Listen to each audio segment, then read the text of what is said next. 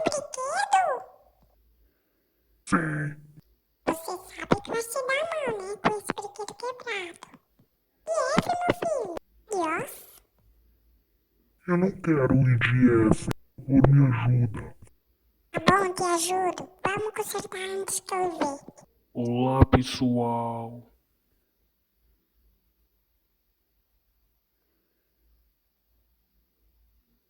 Calma, não é isso que você tá pensando. Vocês quebraram meu brinquedo favorito? Foi eu, não foi eu. Foi Joãozinho, foi Joãozinho. Vocês têm a certeza que é o Joãozinho? Claro que foi Joãozinho, nós vimos ele.